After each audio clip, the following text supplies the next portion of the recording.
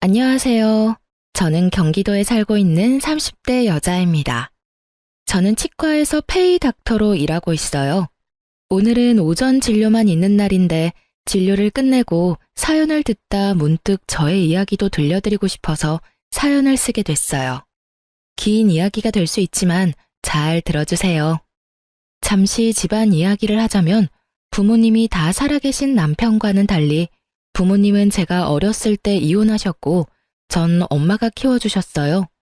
하지만 엄마와 보낸 시간은 길지 않았죠. 제가 중학생이 되던 해에 갑작스러운 심장 발작으로 인해 손 쓸 틈도 없이 돌아가셨거든요. 그때부턴 할머니와 이모가 저를 돌봐주셨고 할머니가 돌아가신 후론 이모가 결혼까지 하지 않으시고 저를 친딸처럼 애지중지 키워주셨어요. 사실상 전 고아였지만 이모의 넘치는 사랑을 받으며 고아라는 서러움 없이 잘 자랄 수 있었어요. 전 치과 의사가 되었고 선배 병원에서 페이 닥터로 지내고 있었죠. 그러던 어느 날 친구가 불러 나갔는데 그곳엔 친구의 지인들이 있더라고요. 그 자리에 남편이 있었고 대학 교수님이라고 하더군요. 첫 느낌은 나쁘지 않다 정도였어요. 술 한잔하며 이야기하다 보니 말이 잘 통한다고 느꼈고 남편 역시 그렇게 느꼈는지 자리가 끝날 때쯤 저에게 연락처를 물어보더군요. 저 역시 남편이 괜찮았던지라 연락처를 주었고 그렇게 연락을 주고받던 저희는 연애를 시작하게 되었습니다. 연애가 길어지니 자연스럽게 결혼 이야기가 오갔고 어머님 눈에는 고아인 제가 당신 아들보다 모자라도 한참 모자란다고 생각하셨는지 계속 트집을 잡으시더라고요. 워낙 사소한 것으로 잡힌 트집이라 자세히 기억도 나지 않네요. 아무튼 어머님은 계속 시비 가득한 트집을 잡으셨고 남편이 그럴 때마다 끊임없이 저의 편이 되어주며 저를 보호해 주었어요. 고아인 것이 전염병도 아닌데 생트집을 잡아대는 어머님을 보며 결혼은 망설이지 않았다면 거짓말이겠죠. 전 심각하게 결혼을 망설인 순간도 있었지만 적극적인 남편의 구애로 결국 결혼을 하게 되었어요. 어머님은 여전히 절 탐탁지 않아 하셨어요. 가끔 주말에 시댁에 가는 날이면 오직 남편만을 지켜 세우느라 바쁘셨고 전 무시하기 일쑤였죠. 그날도 오랜만에 시댁 방문을 했고 전 갑자기 감기 기운이 올라 다른 때보다 컨디션도 좋지 않고 조금 날이 서 있었어요. 우리 교수님 오셨어? 어디 아픈 데는 없지? 네, 없어요. 전 괜찮은데 이 사람이 감기 기운이 있어서 컨디션이 안 좋아요. 오늘은 식사는 안 하고 그냥 갈게요. 감기? 그러면 쟤는 빼고 오지 그랬어.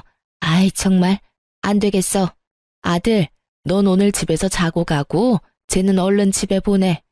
혹시라도 우리 아들 감기라도 옮으면 어떡해? 한 번은 그런 일이 있었어요. 결혼하고 얼마 지나지 않아 시댁에 가야 할 일이 있었는데 그때 전 몸이 좋지 않아 참석하지 못하고 남편만 보낸 적이 있었거든요. 병원에서 수액을 맞고 있는데 어머님이 전화와 노발대발을 하더라고요. 배운 것이 없어서 그렇다며 정상적인 어른이라면 해선 안 될 말까지 하시는데 그때 정말 싸울 기운이 없어 듣고만 있었더니 남편이 어머님께 화를 내는 소리와 함께 전화가 끊기더군요. 그 후 상황이야 듣지 않아도 뻔했고 이번엔 이런저런 소리 듣고 싶지 않아 꾸역꾸역 남편과 함께 왔더니 교수 아들 감기 걸릴까봐 방금 온 아픈 며느리는 집에 가라뇨. 참 기가 막히더라고요. 저도 잘 알고 있었습니다. 어머님이 저를 탐탁지 않아 하신다는 것을요. 하지만 이런 대우를 언제까지나 참고 있을 수만은 없었습니다. 갈 때 가더라도 한마디 하고 가려는 찰나 저보다 더 화가 난 듯한 남편이 언성을 높이며 어머님께 쏘아붙이더라고요. 어머니, 제발 좀 그만하세요. 이 사람이 왜 이 몸을 해서 여기까지 왔는지 몰라서 물으세요? 다 어머니 때문이잖아요. 어머님이 이 사람을 계속 꾸짖으시니까 이 사람도 무리해서 온 거라고요. 그런데 그런 사람한테 혼자 가라뇨? 최 교수, 엄마는 그런 게 아니라 정말 우리 교수님이 감기라도 옮을까봐 걱정되어서 그랬어. 엄마는 최 교수 걱정되어서 그런 건데 이게 이렇게 화낼 일이야? 그깟 감기 좀 걸리면 어때서요? 아, 됐어요. 저희 이만 가볼게요. 한동안은 집에 오는 일은 없을 것 같아요. 어머니 말씀대로라면 아버지나 어머니한테 감기라도 옮기면 큰일일 테니까요. 가자, 여보. 인사드린다고 괜히 입 열지 마. 그러다 어머니 감기라도 걸리시는 날엔 큰일 나니까. 안녕히 계세요라는 그 뻔한 인사도 하기 싫은 제 마음은 어떻게 알았는지 제 입을 막아주고선 제 손을 이끄는데 얼마나 든든했는지 몰라요. 집으로 돌아가는 차 안에서 제가 감동을 하여 젖은 눈빛으로 남편을 바라보니 이렇게 말하더군요. 내가 대신 사과할게. 미안해, 여보. 어머니가 원래 저런 사람은 아니었는데 왜 저러시나 모르겠어. 어머니 눈엔 내가 당신한테 한참 모자란다고 생각하시겠지. 당신에 대한 자부심이 대단하시잖아. 당신 같은 여자가 어디 있다고. 내가 미안해, 정말. 아니야, 나 진짜 괜찮아. 아니, 괜찮아졌어. 사실 나 어머님께 따져 묻고 다신 시댁엔 발길도 안 해야지 했었거든? 그런데 당신이 나서서 그렇게 해주니까 속이 확 풀리는 거 있지? 우리 남편 역시 든든해. 매번 내 편 해줘서 고마워. 당연한 거지. 당신 마음 100번 이해해. 그래서 하는 말인데 굳이 무리해서 우리 집에 갈 필요 없어. 나의 아들이니까 어쩔 수 없이 가끔은 가야 하겠지만 당신은 당신 마음 가는 대로 해. 이런 대접 받으면서까지 며느리 돌이 다 하라고 하고 싶은 마음은 없으니까. 알겠지? 이렇게까지 말해주는 남편을 보고 있자니 파혼하지 않고 결혼까지 하길 잘했다는 생각이 들더라고요. 지금 저의 눈에 비친 남편은 누군가의 아들이 아닌 완벽한 저의 편, 든든한 제 가족이었으니까요. 어쨌든 전 그날 이후 어머님의 연락은 일절하지 않았어요. 저를 탐탁지 않게 여기는 어머님께 갖은 아양을 떨며 잘 보일 생각이 전혀 없었기 때문이죠. 그저 최소한의 인간 도리만 하며 지냈어요. 그러던 어느 날 어머님이 연락도 없이 제가 근무하고 있는 병원으로 찾아오셨더군요. 제가 그리도 마음에 들지 않는다고 하시던 분이 또 의사 며느리는 자랑하시고 싶은 것인지 친구분들까지 대동하시고요. 어머님의 그런 행동이 참 이해가 되지 않더군요. 갑자기 밀고 들어온 것도 기가 차는데 그 뒤 이어지는 말과 태도는 더 어이가 없었어요. 어머님, 연락도 없이 무슨 일이세요? 치과에 왜 왔겠니? 여기 내 친구들인데 검진해야 한다고 해서 내가 데리고 왔다. 한번 살펴보고 치료해야 할 거 있으면 치료 좀 싹 해주렴. 떼인 돈 받으러 온 사람 마냥 다짜고짜 진료를 봐달라고 하는데 할 말이 없더라고요. 상황이 어찌되었든 일단 오셨으니 간단한 진료라도 봐주는 게 뭐 어떠냐 생각하는 분들도 계실 수 있겠지만 제가 근무하는 병원은 100% 예약제입니다. 이미 예약하신 분들도 기다리고 계셨고 수술 스케줄도 있어 중간에 끼워 넣을 수 있는 틈이 전혀 없는 상황이었어요. 어머님, 저희 병원은 예약제라서요. 이미 예약하신 환자분들이 기다리고 계세요. 오래 기다리신 환자분도 계셔서 먼저 해드리는 건 곤란하고요. 일단 예약하신 환자분부터 진료 좀 할게요. 뭐? 그런 게 어디 있니? 가족이 왔으면 가족 먼저 해줘야지. 넌 그 정도 유도리도 없니? 난 절대 기다릴 생각 없으니 예약이고 뭐고 얼른 우리부터 해줘. 해달란 말이야. 그렇게 우기셔도 안 되는 건 안 돼요, 어머님. 일단 여기 실장님하고 상담하셔서 예약 먼저 해주세요. 우겨? 너 그게 무슨 말본새야? 이렇게 된 이상 난 무슨 일이 있어도 오늘 진료 보고 갈 테니 그런 줄 알아. 얼른 내 친구들 봐주지 못해? 나이도 지긋하신 분이 어린아이처럼 우겨대는데 말 그대로 미쳐버리겠더라고요. 무력으로라도 쫓아야 하나 남편에게 연락해야 하나 고민이 많아지는 순간 예상치 못한 도움을 받게 되었어요. 모든 상황을 지켜보던 예약 환자분들이 나서서 저의 편을 들어주기 시작하시더라고요. 정말 못 듣고 있겠네. 여기 기다리고 있는 사람들 안 보여요? 그러게요. 요즘 저런 시엄마가 어디 있어? 며느리 일하는 병원에 와서 이런 행패가 어디 있어? 난 다 모르겠으니까 순서나 꼭 지켜주세요. 다 아파서 오는 사람들인데 가족이고 나발이고 그런 게 어디 있어요? 그러니까요. 이게 무슨 민폐야? 의사 며느리 업고 다녀도 모자랄 판국에 일하는 직장까지 찾아와서, 나 같으면 당장 이혼하지. 저걸 어떻게 참아? 선생님, 그러지 말고 이혼하세요. 내가 좋은 남자 소개해 줄 테니까. 선생님 정도면 남자들 줄 선다고요. 이윽고 이혼이라는 말까지 나오니 시모의 얼굴이 홍당무가 되어버렸더군요. 상황이 이렇게 돌아가자 시모는 아무 말도 하지 못하고 친구분들이 나서 거듭 죄송하다고 하며 시모를 끌고 나가시더라고요. 그 후로도 환자분들이 제 편을 들어주시는데 민망하기도 하고 통쾌하기도 했어요. 그렇지 않아도 바쁜데 시모와의 실랑이로 시간이 더 지체되었던 터라 정신없이 쉬지도 못하고 진료 마치고 집으로 돌아가는 길. 시모한테 연락이 엄청 많이 와 있더라고요. 전화도 전화였지만 문자도 엄청나게 와 있더군요. 물론 내용은 떠올리고 싶지도 않은 내용이었고요. 전 대꾸할 가치도 없는 연락을 가뿐히 무시하곤 무거운 몸을 이끌고 집으로 향했어요. 오늘 참 고단한 하루였다고 생각했는데 저의 고단한 하루는 이제 시작이었더라고요. 현관문 앞에 도끼로 가득한 시모가 절 기다리고 계셨으니까요. 넌 왜 이제 오는 거야? 전화는 왜 안 받아? 아니, 도대체 최 교수한테 뭐라고 했길래 비밀번호를 못 알려준다고 그러는 거니? 네가 뭔데 내가 이런 수모를 겪어야 해? 이게 무슨 망신이냐고.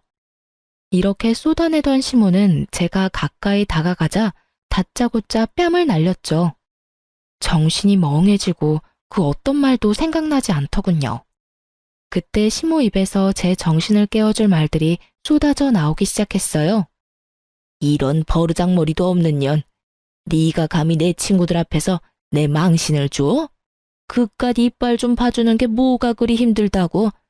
이래서 부모 없는 것들은 티가 난다니까. 괜히 내가 널 싫어한 게 아니라고. 네가 그렇게 본데 없이 굴면 하늘에 계신 네 부모만 욕먹는다. 내가 너 이렇게 못 배운 티 낼까봐 널 받아들이기 싫었어. 알겠니? 내 친구들 앞에서 무슨 망신이야? 그간 쌓아왔던 내 위신이 한 방에 무너져 내렸어. 너 어떻게 책임질 거야? 그걸 왜 제가 책임지나요? 애초에 어머님이 무대포로 밀고 들어오셔서 이 사달이 났잖아요. 그리고 여기서 왜 저희 부모님을 들먹이세요? 그럴 자격이 있다고 생각하세요? 이것 봐. 이 순간에도 눈 똑바로 뜨고 말 대꾸하는 꼴이라니. 되먹지도 못한 것이 독하기까지 해. 눈물 한 방울 흘리지 않고 어른 노려보는 것 좀 봐라. 그렇게 노려보면 내가 무서워할 줄 아니? 왜 네 부모를 들먹이냐고? 내가 불쌍해서 그런다.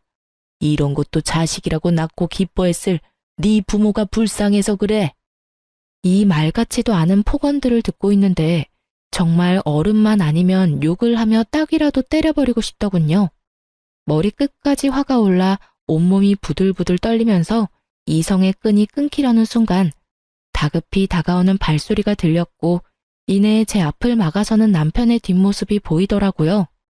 그리곤 정신을 차렸을 땐 절규 소리와 함께 남편의 손에 끌려가는 시모 모습이 보이더군요. 무슨 잘못을 했을까? 도대체 무슨 잘못을 했길래 뺨까지 맞고 이런 말까지 들어야만 했을까? 이런 생각들만 가득했어요. 도무지 이해되는 것이 단 하나도 없었죠. 전 옷도 갈아입지 못한 채 소파에 멍하니 앉아 있었고 남편이 들어오더군요. 여보, 괜찮아? 어디 봐봐. 여기지? 많이 아팠지? 여보, 나 진짜 이해가 되지 않아. 내가 그렇게 잘못한 거야? 이런 취급을 받을 만큼? 아니야, 절대 아니야. 그런 생각은 하지도 마. 당신 잘못은 조금도 없으니까. 앞으로 우리 집엔 가지도 말고 오는 연락도 받지 마. 아예 차단해버려. 맞은 데는 어때? 아, 진짜 너무 속상하다. 내가 좀 더 일찍 왔어야 했는데 미안해. 남편의 걱정스러운 말을 듣고 있는데 그제야 눈물이 나더라고요. 한 번 터진 울음은 멈추지 않았고 남편의 품에서 한참을 울다 잠이 들었어요. 그날 이후 시댁에선 아무런 연락이 오지 않더군요. 남편의 말론 결국 모든 일들을 아버님께 말씀드렸다며 화가 많이 나신 아버님이 시모를 크게 혼내셨다고 하더라고요. 시모가 잠잠해지니 제 삶이 다시 평화로워지더군요. 평화롭다 못해 조용하기까지 했어요. 조용하면 사고 친다더니 그 말은 애들한테만 해당하는 이야기가 아니더군요. 전혀 예상치 못한 장르가 제 인생에 끼어들고 있었으니까요. 그날도 다른 날과 똑같은 날이었어요. 오전 진료만 있는 날이라 다른 날보다 이른 시간에 집에서 나섰고 그런 저에게 샌드위치까지 만들어 챙겨주는 다정한 남편. 모든 것이 완벽했어요. 진료가 시작되었고 그 환자분이 제 앞에 나타나기 전까지는요. 신규 환자로 병원을 찾은 그분은 어머님과 함께 오셨던 친구분들 중 한 분이었고 저에게 멋쩍은 듯 인사를 건네더군요. 잘 지냈어요? 내가 요즘 이빨이 아파서 여기저기 찾아봤는데 선생님이 친절하고 꼼꼼하다고 하길래 염치불고하고 찾아왔어요. 그땐 정말 미안했어요. 우린 당연히 연락뿐 아니라 예약까지 다 했다고 생각하고 따라왔었어요. 그냥 무작정 데려가는 줄 알았으면 절대 따라가는 일은 없었을 텐데. 그때 함께 온 친구들이 다 미안해하고 있어요. 아니에요. 일부러 그러신 것도 아니신데요, 뭐. 찾아주셔서 제가 감사해요. 친구분 이야기를 들어보니 그날 이후 조금씩 어머님과 멀어지다 어머님의 이중적이고 이기적인 모습들에 질려 지금은 따로 연락하지 않고 지낸다 하더라고요. 그럴 만도 하다고 생각하며 진료를 시작하려는 순간 저의 인생을 뒤흔들 믿을 수 없는 말을 하시기 시작하시더군요. 이혼했다면서요? 그런 집안이랑 잘 끝냈어요. 그런 어미 밑에서 자식이 뭘 배웠겠어요? 위자료는 많이 받았어요? 이혼이라니, 위자료라니. 남편이 직접 만들어준 샌드위치가 아직 제 가방 안에 있는데 도무지 이해되지 않는 말들 뿐이더군요. 네? 그게 무슨 말씀이세요? 이혼이라뇨. 저 이혼 안 했어요. 어머님하고는 그날 이후에 연락도 안 하고 지내긴 하지만 남편하고는 사이 좋아요. 잘못 알고 계신 거 아니세요? 제 말을 듣던 친구분은 저보다 더 놀란 얼굴을 하며 말하더라고요. 네? 아닌데. 정말 이혼한 거 아니에요? 네. 오늘 아침에도 출근할 때 남편이 샌드위치도 챙겨준걸요. 그럴 리가 없는데. 아니, 사이가 이렇게 되기 전에 그 집에 놀러 간 적이 있는데 엄청 젊은 여자를 예비 며느리라며 소개해 줬었어요. 그러면서 하는 말이 선생님이랑은 곧 이혼하고 바로 그 여자랑 결혼시킬 거라면서 돈 많은 집안이랑 사돈하게 됐다고 엄청나게 자랑했는데. 예비 며느리요? 에이, 그럴 리가요. 저희 남편 외동아들인데 저랑 사이도 좋고 이혼 이야기도 오간 적 없어요. 오해하신 거 아니세요? 그런 걸 어떻게 오해해요. 그날 나가서 밥도 같이 먹었는데 아들이 와서 밥값까지 계산해 줬다니까. 확실해요. 어머, 이게 무슨 일이래요? 누구보다 다정하고 나만을 위해주는 남편인데 도무지 믿을 수가 없었어요. 하지만 친구분 역시 거짓말을 하는 것 같지 않았기에 더욱 혼란스럽더라고요. 어떻게 진료를 마친 것인지 모르겠더군요. 정신을 차려보니 진료는 끝나 있었고 전 남편의 학교를 향했어요. 어떤 말부터 시작해야 할지는 모르겠지만 어찌되었든 남편을 직접 봐야 할 것만 같았어요. 혹여나 남편에게 피해가 될까 싶어 한 번도 찾아가 본 적이 없는 남편의 직장. 남편의 방 앞에 서니 갑자기 긴장이 되더군요. 심호흡을 몇 번 하고 남편의 방으로 들어갔고 그곳엔 저를 보고 놀란 남편과 조교분이 있더라고요. 여보, 웬일이야? 학교는 한 번도 오지 않더니. 그냥 오늘 오전 진료했잖아. 갑자기 너무 보고 싶어서 잠시 들렸어. 방해한 건 아니지? 아니지. 언제든 환영입니다. 아참, 인사해. 나 잘 도와주는 우리 조교. 아주 능력이 좋아. 아, 안녕하세요. 처음 인사드리네요. 저희 남편 잘 부탁드려요. 네, 안녕하세요. 조교분과 인사를 나눈 후 전 남편의 눈치를 살폈어요. 분명 평소와 같은 다정한 남편인데 그런 말을 들어서인지 왜인지 모르게 더 안절부절 못하는 것처럼 보였고 더욱 제 눈치를 살피는 것처럼 보이더군요. 그러면서도 내 남편은 그럴 리가 없다고 강하게 믿으며 집에서 보자고 말을 건넨 뒤 돌아서는 찰나 저의 마음은 무너져 내리고 말았어요. 조교의 손에 낀 반지 때문이었어요. 그 반지는 분명 제가 아는 반지였어요. 얼마 전 남편의 서재를 청소하다 발견했던 디자인이 특이한 반지. 디자인이 워낙 평범하지 않아 정확히 기억하고 있었어요. 곧 다가올 두 번째 결혼 기념일을 대비해 남편이 특별히 절 위해 준비한 깜짝 선물이라고 생각했었기에 더욱 잊을 수가 없었죠. 전 최대한 태연한 척하며 그곳에서 나와 집으로 돌아왔어요. 반지를 보고도 이때까진 모든 것을 부정했던 것 같아요. 그럴 리가 없다고, 내 남편이 그럴 리가 없다고 끊임없이 되뇌고 있었죠. 그러던 와중에 번뜩 서재에 있는 남편의 노트북이 스쳐 지나갔고 저의 예상대로 잠금도 걸려있지 않을 뿐더러 카톡까지 자동으로 로그인이 되어 있더군요. 평소 제가 워낙 이런 것에 관심도 없었고 제가 남편을 얼마나 신뢰하고 있는지에 대해 누구보다 남편이 더욱 잘 알고 있으니 남편도 방심했던 거죠. 저는 아주 천천히 단 하나도 놓치지 않고 대화들을 살펴보았고 학교에서 보았던 조교와의 대화를 발견했어요.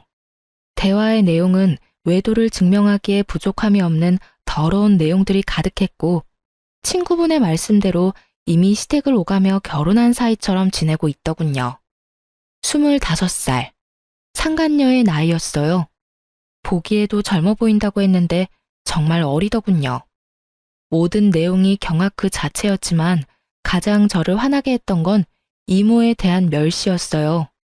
상견례 날 이모는 상견례 장소가 주차하기 힘든 곳이란 걸 아시곤 2대의 차 중 경찰을 끌고 오셨었고 그것을 본 남편이 이모를 대놓고 무시하고 있더라고요.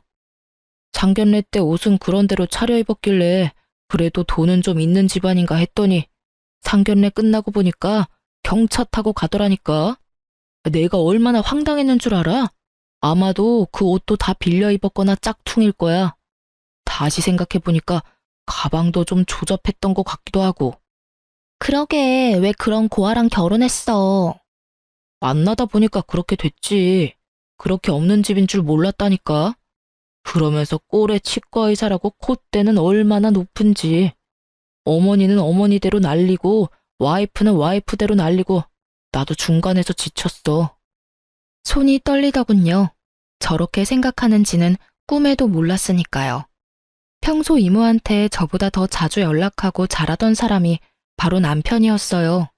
그렇기에 제가 받은 충격은 더욱 컸죠. 정말 상상도 못한 일이었어요. 남편은 외박은커녕 늦는 법이 없었고 주말 역시 온종일 저와 시간을 보냈었으니까요.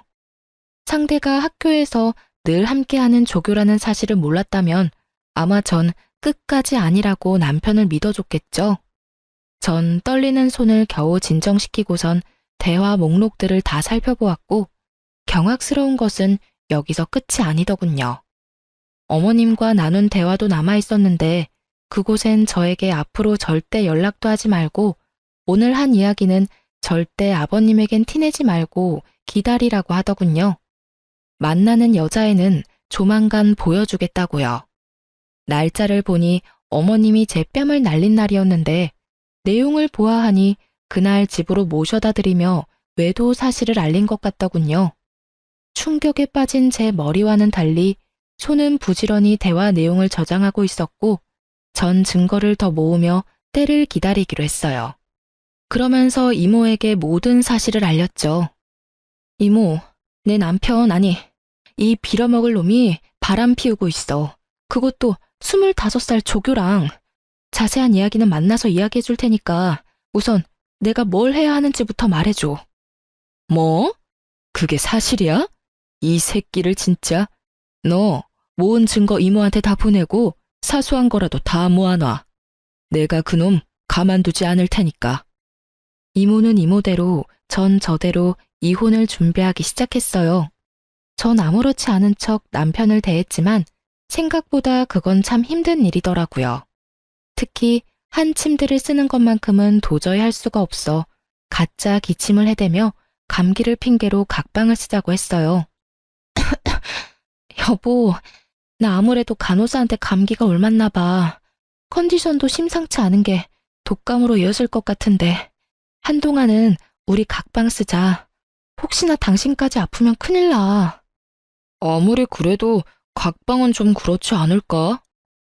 가족이라곤 우리 둘뿐인데 둘 중 한 사람이라도 멀쩡해야 병간호를 하지. 그렇긴 하지. 알겠어. 그럼 내가 서재 가서 잘 테니까 당신이 방에서 편하게 자. 저의 권유에 남편은 흔쾌히 알겠다고 하며 서재로 가더군요. 그렇게 전 혼자 방을 쓰며 이것저것 이혼을 준비했어요. 일단 병원을 쉬기로 했어요. 남편의 외도 사실을 알고 난 후 이런 어지러운 마음으로 환자를 볼 자신이 없어 선배이자 원장님께 상황을 잘 설명하고 한 달 동안 이혼 준비에 힘쓰기로 했어요. 외도로 인해 이혼을 준비하는 사연들을 들어보면 흥신소를 많이들 활용하시던데 전 그럴 필요도 없었어요. 상간녀가 친절하게 SNS에 다 올려주었으니까요. 올린 사진들을 훑어보니 남편과의 외도를 자랑하고 싶어 안달이 나 있더군요. 그래도 남의 시선이 신경 쓰이긴 했는지 남편의 얼굴만은 교묘히 가리긴 했지만 아는 사람이 보면 충분히 남편임을 알 수 있겠더라고요. 거기에다 예비 시댁, 예비 시어머니라며 어머님 얼굴 사진도 있더군요. 1년 가까이 된 것 같았어요. 남편과 만나기 시작한 기간이요. 집도 친구분에게 들은 것처럼 잘 사는 듯 했고요. 이 모든 것을 SNS 통해 다 알게 되었으니 굳이 흥신소를 거칠 필요가 없었겠죠? 어려서 그런지 거의 실시간급으로 사진들이 올라오는데 상간녀에게 고마운 마음마저 들더군요. 전 때를 기다리며 SNS를 계속해서 주시했고 올라오는 게시물을 통해 복수의 날이 정해졌죠. 그런 와중에도 남편은 변함없이 저에게 잘해주었는데 그런 모습이 더욱 소름이 끼치더군요. 정확히 일주일 뒤 결전의 날이 왔고 이모와 저는 그 인간들이 모인 장소로 향했어요. 그곳은 다름 아닌 남편과 상간녀의 상견례 장소였는데 여전히 친절한 상간녀가 자신의 SNS 계정에 고급 한정식 식당의 사진과 함께 상견례 정확한 날짜와 시간까지 언급해 너무나 쉽게 알 수 있었죠. 거의 결혼식 못지않게 자랑질을 해대는데 이 정도면 병 아닌가 싶더라고요. 저와 이모가 문을 열고 들어가자 남편은 크게 당황한 표정이 역력하더군요. 그건 어머님과 상간녀도 마찬가지였고 단 한 사람, 아버님만이 이게 무슨 일이냐는 표정으로 말씀하시더라고요. 이게 무슨 상황인 거야? 이혼한 네가 여기 무슨 일이야? 보아하니 아버님은 제가 이미 남편과 이혼을 했다고 알고 계신 것 같더라고요. 그래서 친히 모든 상황을 알려드렸죠. 아버님, 저 이혼 안 했어요. 아니, 얼마 전까진 제가 이혼할 거란 생각도 못 했는걸요?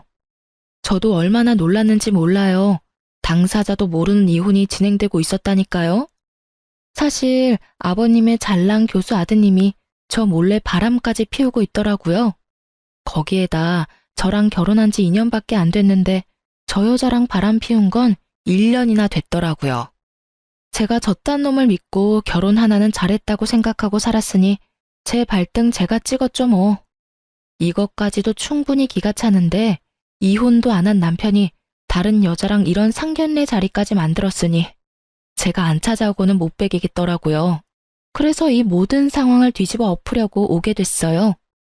제가 딱 이렇게 말하니 시모가 자리에서 벌떡 일어나 노발대발하시며 상황을 무마시켜 보려 노력하더군요.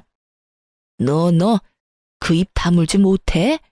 여기가 어딘 줄 알고 찾아와서는 헛소리야. 여보, 저 물건 말 믿지 말아요. 아니, 듣지도 말라고요. 사돈, 들을 필요도 없는 말입니다. 저 물건 부모님도 일찍 돌아가셔서 배운 것 없이 자란 물건이라 결혼 생활할 때도 거짓말을 입에 달고 살던 애였다고요. 시모의 이런 노력도 소용이 없었어요. 다들 시모보단 제 입에 집중하고 있었으니까요. 전 시모의 말을 모조리 무시한 채 말을 이어나갔어요. 보시다시피 어머님은 이미 다 알고 계셨어요. 그뿐인가요? 저 불륜녀가 새 며느리 되는 걸 쌍수 들고 반기셨다고요. 아버님 몰래 어머님이 저 상간녀를 집에 불러선 곧 결혼할 예비 며느리라며 친구들한테 소개도 다 마친 상황이었어요. 이혼도 안 했는데 저는 이미 이혼녀 만드셨던데요. 일단 상견례부터 잘 마무리하고 나서 무슨 수를 써서라도 이혼하면 될 거라고 생각한 것 같은데 아버님 참 대단하지 않나요? 그런 말도 안 되는 계획으로 이런 대범한 짓을 벌인 거 말이에요. 제 말을 집중해서 들어주시던 아버님은 제 말이 끝나자마자 화를 내시기 시작했고 이내 상견례장을 박차고 나가버리시더군요. 이 말이 전부 사실이야? 아니에요, 여보. 제 말 좀 들어봐요. 아버지, 다 오해세요. 제발 진정 좀 하세요.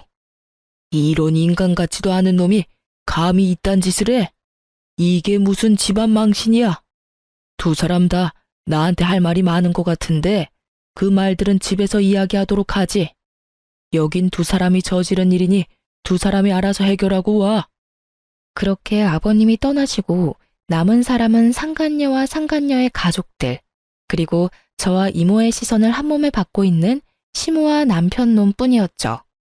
그렇게 저와 이모는 매서운 눈빛을 두 사람에게서 거두지 않았고 상견례 장소엔 정적만이 흐르고 있었어요.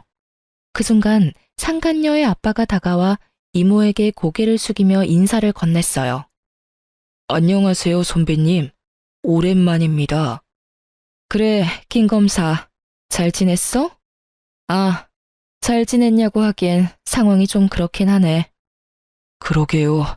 이런 상황이 선배님을 만나게 될지는 상상도 못했는데 제가 참 면목이 없습니다. 네, 사실 남편이 그렇게 무시하던 이모는 과거 검사였어요. 엄마가 돌아가시고 저를 맡아 키워주시던 할머니마저 돌아가시고 난 후 이모는 절 도맡아서 키워주셨고 제가 고등학교에 입학하던 해에 본격적인 공부 뒷바라지를 해주겠다며 일을 그만두셨던 거였어요. 그 후 변호사 사무실을 차리셨고 최소한의 의뢰만을 받으며 저에게 온 신경을 쏟아주셨었죠. 상간녀의 아빠는 그런 이모의 후배였어요. 사실 저도 이런 인연까진 몰랐던 터라 놀라웠는데 시모와 남편놈은 놀람을 넘어서 핏기가 사라진 얼굴로 냉수만 계속 들이키고 있더군요. 면목은 무슨, 미리 말 못해줘서 미안해. 사실 우리 조카가 김 검사 딸 사진 보여줄 때 진작 알았어. 김 검사 카톡에 딸 사진이 많잖아. 그래서 진작 알았는데 차마 미리 말을 못하겠더라고. 많이 놀랐지? 세상 참 좁아. 이렇게까지 엮이는 걸 보면 말이야. 그러게나 말입니다. 그런데 선배, 딸아이 말로는 집안끼리 격이 맞지 않아 자주 부딪히다 이혼까지 하게 됐다고 하던데 이해가 잘 되지 않네요. 선배네 집이 격이 맞지 않을 리가 없을 텐데요. 아, 그게 나 한동안 백수로 지내고 있을 때 우리 조카가 결혼했었거든. 조카 시집도 간다고 하고 이제 의뢰나 왕창 받아볼까 해서 사무실 이전 준비하면서 놀고 있을 때라 내 직업이 뭔지 몰랐을 거야. 거기에다가 상견례 자리에 경찰을 끌고 갔더니 그 모습을 보고 가진 것 없는 집안이라고 생각했겠지. 아무리 그렇다고 한들 바람 피우는 것도 어이가 없는데 뭐? 우리 조카가 이혼을 해? 내가 지금 어떤 마음으로 저 인간을 살려두고 있는지 김 검사는 상상도 안 될걸? 충분히 상상되는걸요. 저도 지금 생각 같아선 어디 하나 분지르고 싶은 걸 겨우 참고 있으니까요. 이모의 말대로 이모는 사무실 이전을 위해 잠시 쉬고 있었고 빈 사무실만 본 남편은 이모가 작은 사업을 하다가 그마저도 망했다고 저에게 한마디 물어보지도 않고 혼자 지레짐작했던 것이었죠. 거기에다 상견례 자리에 경차까지 끌고 갔으니 그 짐작에 확신했던 것이었어요. 살벌한 두 사람의 대화는 계속되고 있었고 대화를 가만히 듣고 있던 상간녀의 엄마가 벌떡 일어서더군요. 풍기는 포스가 성격이 보통 아니겠다고 생각했는데 역시나 상간녀의 엄마는 상간녀의 머리채를 휘어잡더니 내가 널 이렇게 키웠냐고 소리를 지르며 질질 끌고 가더라고요. 그 뒤를 나머지 가족들도 뒤따르며 남편을 죽일 듯이 바라보더군요. 특히 상간녀의 두 오빠의 눈빛이 아주 예사롭지 않았어요.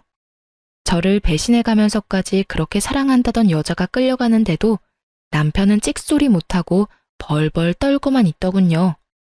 그저 사색이 된 얼굴로 저와 이모의 눈치를 살필 뿐이었어요. 참 한심하더라고요. 적어도 자기가 진심으로 사랑한다던 여자쯤은 지켜낼 줄 알았더니 그런 의지조차 없어 보였으니까요. 시모꼴도 한심하긴 매 한 가지였어요. 텅 빈 눈동자로 망연자실이라도 한 듯 바닥에 주저앉아 혼이 나가 있었으니까요. 상간녀를 비롯해 상간녀의 가족들이 모두 사라지고 나서야 정신을 차린 남편놈이 갑자기 무릎을 꿇고 빌기 시작하더라고요. 여보, 내가 정말 잘못했어. 내가 당신을 얼마나 사랑하는지는 누구보다 당신이 더 잘 알잖아. 그래, 사랑했지. 아니, 사랑한다고 알고 있었지. 한때는 당신이 내 편이라고, 내 가족이라고 믿어 의심치 않았었지. 왜 그런 식으로 말을 해? 왜 과거형으로 말하냐고. 난 지금도 그래. 난 여전히 당신 편이고 당신 가족이야. 정말이야. 나 믿지? 지금 이 상황 다 설명할 수 있어. 그러니까 날 믿고 일단 집에 같이 가자. 내가 집에 가서 다 설명할게. 응? 굳이 설명할 필요 없어. 당신이 어떤 생각을 가지고 있는지는 이미 당신이랑 그 여자랑 나눈 대화에서 다 봤으니까. 그걸 어떻게... 설마 내 카톡 다 본 거야? 이제야 그걸 알았어? 생각보다 당신 머리가 좋진 않구나. 당신을 단 한 번도 의심하지 않은 나도 나지만 당신도 어떤 면에선 참 대범하다니까. 바람 피우는 사람이 어떻게 그 빼도 박도 못하는 증거를 집에 버젓이 둘 수가 있어? 뭐, 그 덕분에 난 쉽게 여기까지 올 수 있게 됐지만 어찌되었든 당신 진심 따위 잘 알았고 당신은 내 편, 내 가족 다 해. 난 이제 당신 가족 같은 거 하지 않을 생각이니까. 우리 이혼하자. 여기 이혼 서류. 도장 예쁘게 찍어서 법원에서 봐. 그렇게 전 이혼 서류를 건네고 이모와 그 자리를 벗어났고 이모가 타고 온 외제차에 올라타 버렸어요. 사실 이모가 소유하고 있는 외제차는 길 가면 누구나 쳐다볼 법한 2억이 넘는 고급 외제차였어요. 하지만 운전하기가 불편하기도 하고 주변 사람들이 쳐다보는 게 신경 쓰인다는 이유로 매일 2천만 원짜리 경차를 타고 다니셨어요. 값이 10배나 차이 나는 외제차를 이모가 턱하니 여는 모습에 남편놈 눈알이 튀어나오려고 하더군요. 어찌나 볼만하던지. 뒤늦게 시모와 남편놈이 쫓아와 급하게 창문을 두드리기 시작하더군요. 당신, 이 차는 뭐야? 이렇게 좋은 차가 아니었잖아. 아, 그 당신이 중고차니 뭐니 하던 경차? 그것도 이모 차고 이것도 이모 차야. 우리 이모 차 2대 쓰셔. 왜 날 속인 거야? 이모님이 검사라는 사실도 그렇고 이 차도 그렇고 왜 나한테 말하지 않은 거야? 당신이 사실대로 다 말해줬으면 이딴 상황까지 오지 않았을 거야. 난 속인 적 없어. 당신이 묻지 않았잖아. 당신이 혼자 온갖 상상으로 우리 이모 거지 만들기 전에 단 한 번이라도 나한테 물어봤으면 난 다 말해줬을 거야. 내가 묻지 않는다고 아무 말도 하지 않는 게 말이 돼? 처음부터 날 속이려는 거였잖아. 묻지도 않는데 내가 왜 구구절절 설명해야 해, 굳이. 그렇게 억울해하지 마. 누가 보면 내가 당신 속이고 바람이라도 피운 줄 알겠어. 그리고 이왕 안 김에 한 가지 더 말해주자면 우리 이모 앞으로 받은 유산도 꽤 많아. 왜, 그 있지? 졸부. 우리 이모가 능력도 좋은데 졸부야, 졸부. 그러면 이만 가볼게. 법원에서 보자. 이모의 후배이자 상간녀의 아빠가 딸을 통해 전해 들은 가짜 이혼 사유에 대해 믿지 못하는 이유는 따로 있었죠. 저의 외가는 대대로 부유했고 할머니가 돌아가시며 하나 남은 자식이었던 이모에게 재산을 다 남기고 떠나셨으니 집안 격이 맞지 않다는 사유는 애초에 상간녀의 아빠가 듣기엔 말이 되지 않을 수밖에요. 이런 사실을 전혀 몰랐던 남편은 저보다 훨씬 어리고 검사 집안의 막내딸 상간녀에게 홀라당 넘어갔던 것이었죠. 마지막 말까지 전했겠다. 이모는 후련한 마음으로 차를 출발시켰고 사이드 미러를 통해 본 두 사람의 모습은 정말 통쾌 그 자체였어요. 시모는 그 자리에 주저앉아 울고 있었고 그놈은 허탈한 듯 실소를 터뜨리고 있더군요. 그렇게 남편과 법원에서 만나 이혼 서류를 제출했습니다. 구질구질하게 끝까지 매달릴 줄 알았던 전 남편은 자신이 생각해도 전혀 가능성이 없다고 느낀 것인지 생각보다 더 순순히 이혼을 해주더군요. 물론 제가 원하는 조건도 다 들어주었고요. 원하는 조건이라고 해봤자 빠른 이혼과 위자료뿐이긴 했지만요. 그리고 가장 큰 고민이었던 상간녀 소송은 진행하게 되었어요.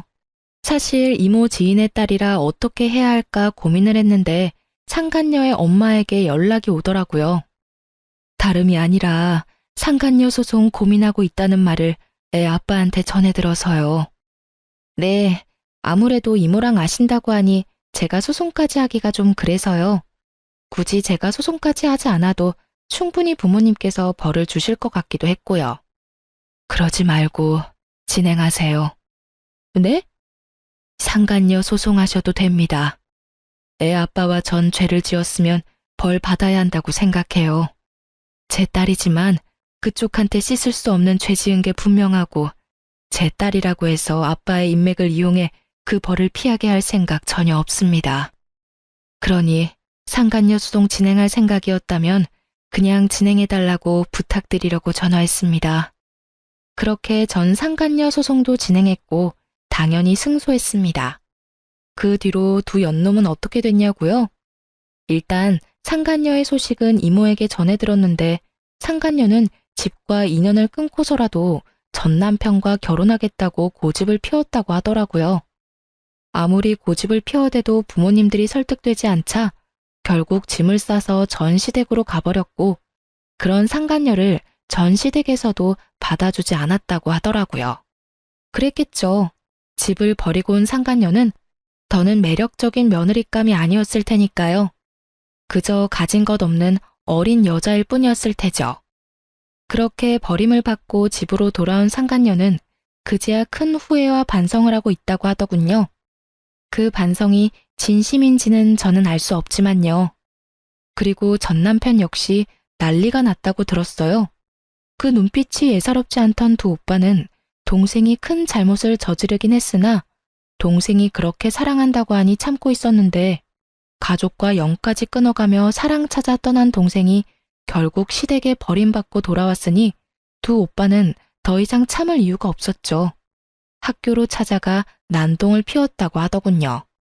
그 덕분에 조교와의 외도 사실이 학교에 소문이 쫙 나버렸고 전 남편은 볼 것도 없이 보직해임이 확정된 상태라고 하더군요. 다른 것도 아니고 조교와의 불륜 스캔들이니 그 소문을 잠재울 순 없을 테니까요.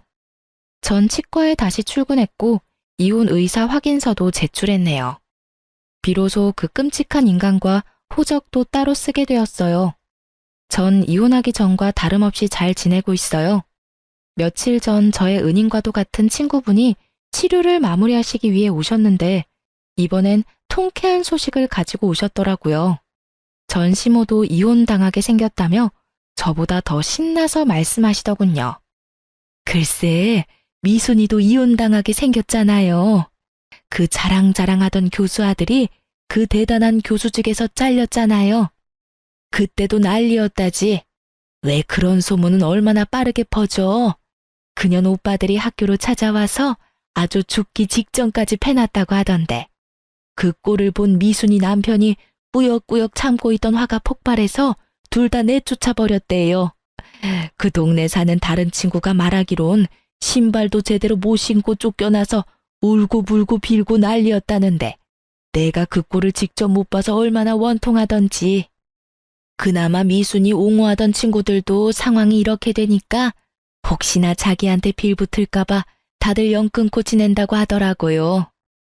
그러게 귀한 남의 자식한테 그딴 짓 하는 게 아니지. 벌 제대로 받았어요, 아주. 이야기를 듣고 있는데 그야말로 완벽한 결말이라고 생각했네요. 전 친구분께 끝까지 감사하다며 제 진심을 전했어요.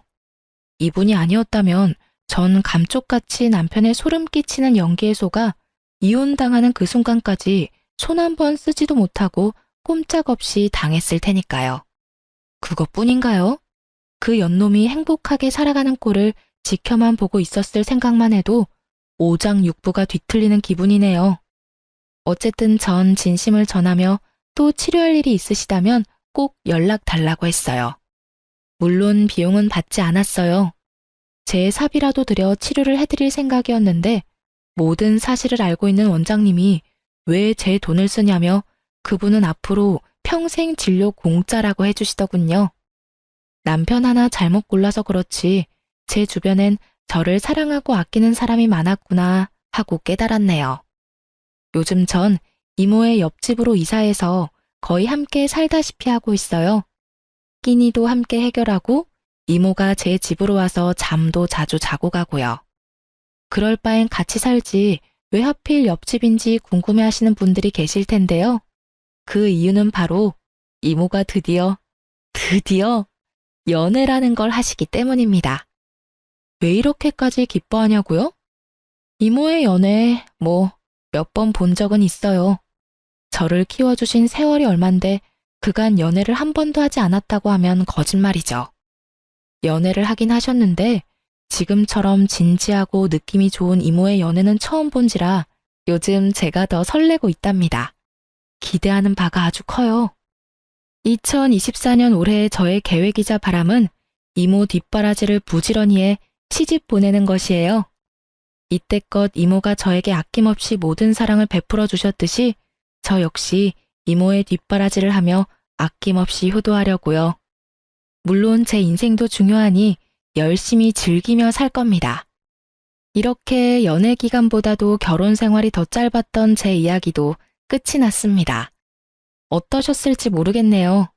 어쨌든 저의 긴 사연 함께 해주셔서 감사합니다. 저는 물러가 볼게요. 오늘도 좋은 하루 되세요.